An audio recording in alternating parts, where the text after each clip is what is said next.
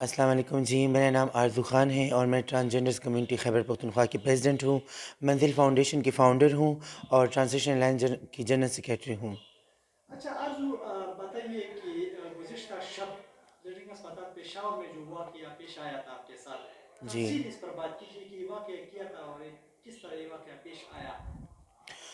جی، میری گرو تھی جو کہ وہ اوریج خواجہ سرا ہے، ان کے معدے پہ درد آیا ہوا تھا اور گردے پہ جو کہ گیس ٹریول کی وجہ سے آیا ہوا تھا۔ ان کو میں لے کے گئی LRH ہاسپٹل، تقریباً رات کے 12 بجے تھے۔ تو وہاں پر جب ہم لے کے گئے تو ڈاکٹرز نے ہمیں ایک چٹھی دی، اس پہ انہوں نے لکھ دی کہ یہ ان کا الٹرا ساؤنڈ کروا دیں۔ میں نے جا کے جب میں نے الٹرا ساؤنڈ کروائی پھر دوبارہ گئی تو انہوں نے بولا ان کی ECG کروائے۔ پھر میں ECG ان کی کروائی تو انہوں نے بولا کہ ان کے گردوں میں، ان کے مثانے میں پتھری ہے اور ان کی جگر پر چربی ہے۔ تو میں نے کہا ٹھیک ہے۔ پھر انہوں نے بولا کہ اس کے حوالے سے آپ ان کا بلڈ جو ہے ہم ان کے وہ ٹیسٹ کروائیں گے، 4 ٹیسٹ ہیں کہ یہ کروائیں گے لیبارٹری میں، اور اس کے مطابق ہم آپ کو دوائیاں بھی لکھ دیں گے، اور ان کی جو ہے اگر پھر علاج صحیح طریقے سے ہم کر دیں گے تاکہ ان کی شوگر لیول کم ہو، بلڈ پریشر لیول کم ہو تو ہم ان کا آپریشن کریں گے، ان کے لیے ہم آپ کو ڈیٹ بتا دیں گے۔ تو 2 انجیکشن انہوں نے ان سے بلڈ لے لی اور وہ 2 چھوٹی سی بوتلوں میں بند کروا کے مجھے بھیج دیا LRH کے ہاسپٹل میں، جو نیو بلڈنگ بنا ہوا ہے ان کے بیک سائڈ پہ۔ تو وہاں پر 5 فلور پر مجھے بھیجا گیا اور مجھے کہہ رہے تھے کہ یہ یہاں پر پڑی رہے گی، تم وہاں پر جاؤ اور یہ بلڈ وہاں پر دے دو لیبارٹری میں۔ تو وہاں پر جب یہ چیکنگ ہو جائے گی تو ان کا رزلٹ آپ لا دینا، تو اس کے مطابق ہم آپ کو اس کی اور آگے علاج کریں گے اور آپریشن کے لیے ڈیٹ بتا دیں گے۔ میں نے کہا ٹھیک ہے۔ جب میں وہاں پر گئی تو سب سے پہلے تو وہ رات کے تقریباً 2 بجے تھے، اور جب میں وہاں پر گئی تو پوری بلڈنگ میں بہت سناٹا تھا۔ پھر میں 5 فلور پر گئی، وہاں پر بھی کوئی نہیں تھا۔ وہاں پر پھر 3 کمرے تھے، جس میں ایک اندھیرا تھا، دوسرے میں لیبارٹری تھی جس میں ایک بندہ بیٹھا ہوا تھا، تیسرے میں بھی لیبارٹری تھی کمرے میں، وہاں پر بھی ایک بندہ بیٹھا ہوا تھا۔ میں نے جا کے ان ڈاکٹر سے کہا، ایک کمرے میں چلی گئی تو میں نے ان کو بولا یہ بلڈ ہے، یہ میری گرو کی ہے، وہ وہاں ایمرجنسی میں پڑی ہے اور وہ بہت تڑپ رہی تھی۔ ان کو اس رات 3 انجیکشن لگائے گئے تھے جو کہ ان کے درد نارمل نہیں ہو رہے تھے، اور وہ بہت سخت سچویشن میں تھی، اور وہ چیخیں چلا رہی تھی اور ان کا درد تکلیف اور بڑھتا جا رہا تھا۔ تو جب میں وہاں پر گئی ان کو میں نے یہ بتایا کہ ان کی ایسی حالت ہے اور آپ ایک بلڈ کا ٹیسٹ میرے کروائیں، اور انہوں نے مجھے یہاں پر بھیجا ہوا ہے ڈاکٹر صاحب نے۔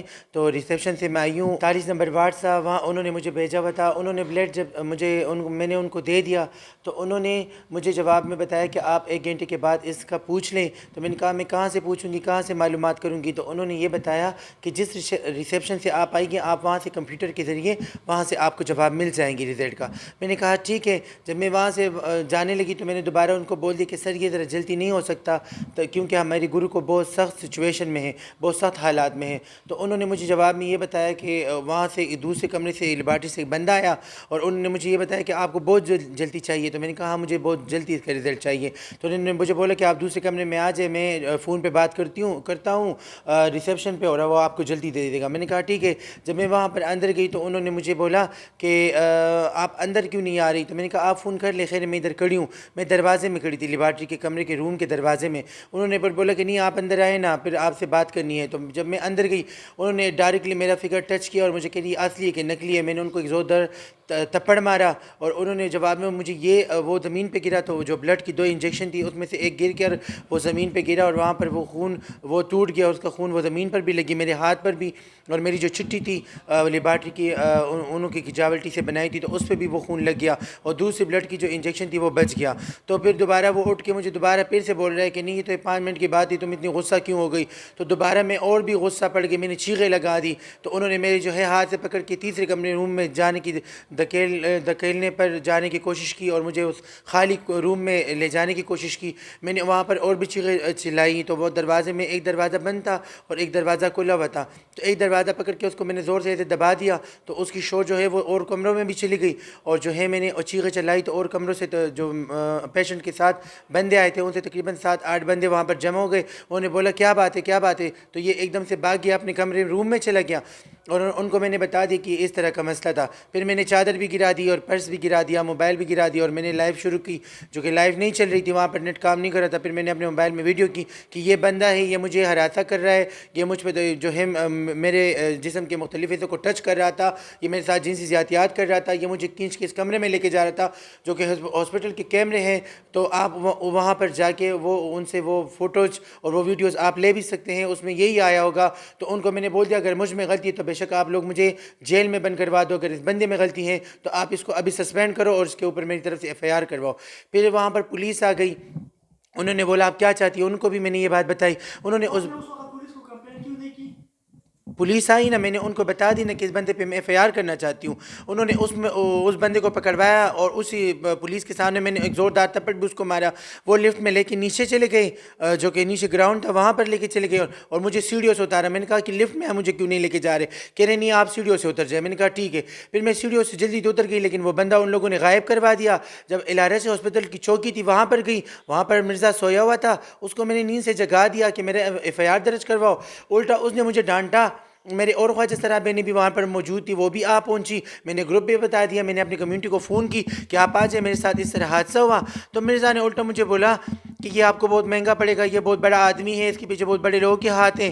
الٹا مجھے کہہ رہے کہ اس کے اوپر FIR نہ کرواؤ, یہ ہاسپٹل کی بدنامی ہو جائے گی, یہ ہماری پولیس کمیونٹی کی چوکی کی بدنامی ہو جائے گی. میں نے کہا بھائی آپ میرے FIR درج کرواتے ہو یا LRS ہاسپٹل کے دروازے پہ میں بیٹھ جاؤں اور اپنی کمیونٹی کو بلا کے دھرنا دے دوں. اس نے مجھے بولا کہ اگر تم اتنی چیخ چلا کے بات کرتی ہو, اتنی بدتمیزی میرے ساتھ کرتے ہو تو جاؤ بیٹھ جاؤ, جو تمہیں کرنا ہے وہ کر لو. پھر میں نے دھرنا دے دیا اور وہ بندہ ابھی تک وہ بازیاب ہے ملزم. اچھا یہ بتائیے کہ پھر کل آپ لوگوں کی ادارش کی جانب سے بھی بیان ہے, سر پولیس کی جانب سے بھی بیان ہے کہ آزادانہ تحقیقات کے لیے تیار ہے.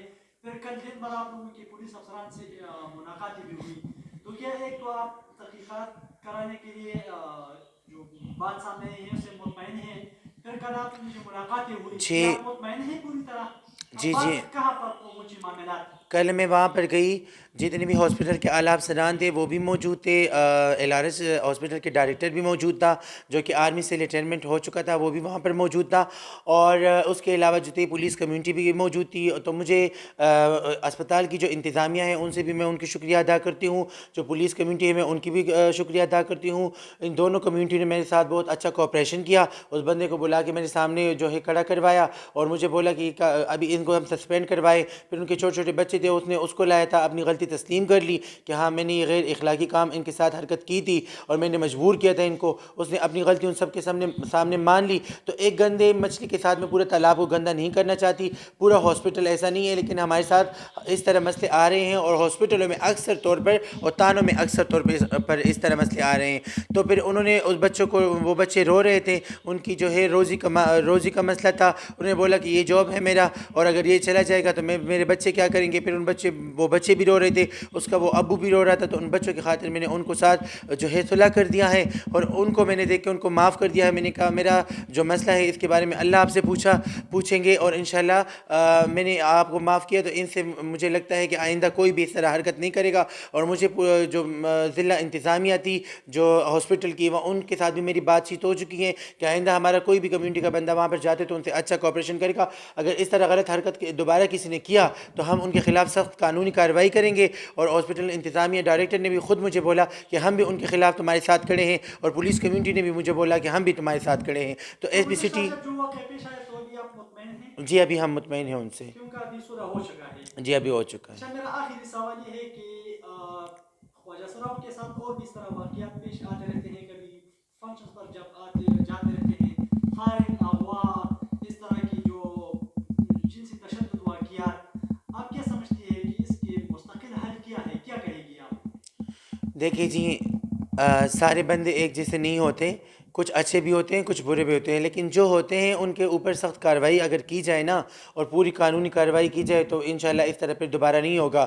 اور اس طرح لوگوں کو تو نہ ڈپارٹمنٹ میں چھوڑنا چاہیے جو ہمارے جسم کے مختلف جگہوں کو ٹچ کرتے ہیں, جو ہمارے خواجہ سراؤں کے ریپ کرواتے ہیں, جو ان کے ٹینٹ کرواتے ہیں, جو ان کے ساتھ بدتمیزی کرتے ہیں, جو ان سے بتے کی ڈیمانڈ کرتی ہے, جو ان کا صحیح علاج نہیں کروایا جاتا. تو میں کہہ اس بندوں کو سخت سے سخت ان کے اوپر قانونی کارروائی کی جائے تاکہ اس گندے لوگوں کو اس ڈپارٹمنٹ سے نکالا جائے تو انشاءاللہ جو نیکسٹ لوگ آئیں گے تو وہ ایجوکیٹڈ ہوں گے، اور جب بھی اگر اپنے ڈپارٹمنٹ میں کوئی بھی بندہ اپنے جاب پہ لیں تو صحیح طریقے سے ان کی تعلیم ایجوکیشن کے حوالے سے، ان کی رہائش کے حوالے سے، ان کی جو پرسنالٹی ہے ان کے حوالے سے، ان کی بات چیت کے حوالے سے کہ ان کا سب کچھ ٹھیک ہو تب اپنے ڈپارٹمنٹ میں رکھے، فضول بندے کو نہ رکھے، کیونکہ یہ ان لوگوں نے یہ بھی بتایا تھا مجھے کہ اس بندے کی ذہنی حالات بھی ٹھیک نہیں ہے۔ تو تقریباً یہ جتنے بھی مریض آتے ہیں وہاں پر، جتنے بھی وہاں پر لیبارٹری میں آتے ہیں وہ اپنے ٹیسٹ لے کے آتے ہیں تو یہ کتنے کے چیک کرواتے ہوں گے، ان کے فگر کتنے چیک کرواتے ہوں گے، ان کے جو ہے جسم کے کتنے حصے کو یہ ہاتھ لگاتے ہوں گے، تو یہ کس طرح ڈاکٹرز ہیں جو ان کی ذہنی حالات ٹھیک نہیں ہے اور ان لوگوں نے پھر بھی لیبارٹری میں ڈاکٹرز رکھا ہوا ہے۔ آرزو یہ تو چلو اسپتال میں ایک بار کیا پیش آئے، خواجہ سراؤں کے ساتھ تو صرف سرکاری پولیس طرح نہیں کرتے، عوام بھی اس طرح حرکات کرتی رہتی ہے۔ جی بالکل، یہی میں کہہ رہی ہوں کہ وہ عوام کا بندہ ہو یا سرکاری ملازم ہو، دونوں کے اوپر جو بھی اس طرح حرکات کرتے ہیں ان کے اوپر سخت کارروائی کی جائے، اور ان کے لیے ایک کمیٹی بنانی چاہیے پولیس کمیونٹی میں بھی کہ ان کے ہر مہینے اس کے اوپر جو ہے ایک میٹنگ کیا جائے کہ جو بندے جو ان کاموں میں ان باتوں میں ملوث ہیں ان کو نکالا جائے، ان کے اوپر سخت کارروائی کی جائے۔ آخری سوال پہ بھی یہ بنتا ہے کہ حکومت کتنی ذمہ داری بنتی ہے کہ خواجہ سرا کمیونٹی کو بھرپور تحفظ دے۔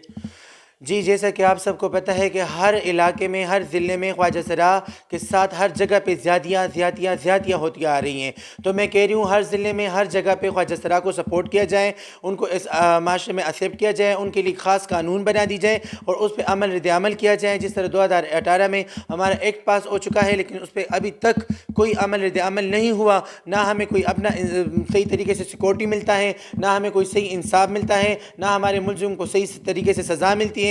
کل اسی ملزم کے حوالے سے مجھے پولیس کمیونٹی بھی کہہ رہی تھی کہ آپ جو ہے خیر گزارا کر لیں، صلح کر لیں، اس طرح اسپتال انتظامیہ بھی کہہ رہی تھی کہ آپ خیر صلح کریں، ان کو معاف کریں، تو ہم کتنی بار لوگوں کو معاف کریں گے؟ ہم بھی انسان ہیں اور ہم بھی جی رہے ہیں، ہمارا بھی دل ہے، ہم بھی مٹی پتھر سے نہیں بنے، ہمارا جسم بھی گوشت کا بنا ہوا ہے، ہم بھی آپ کی طرح انسان ہیں، ہم بھی سانس لے رہے ہیں، ہم بھی جی رہے ہیں، اس معاشرے میں جینا چاہتے ہیں، تو خدا را ہمیں سپورٹ کرے اور ہمارے لیے سیکورٹی فراہم کرے اور ہمارے لیے سخت قانون بنا دی جائے۔ شکریہ۔ تھینک یو سو مچ آپ کے چینل کا اور آپ کی انٹرویو لینے کا اور اتنی قیمتی ٹائم ہمیں دینے کا بہت بہت شکریہ۔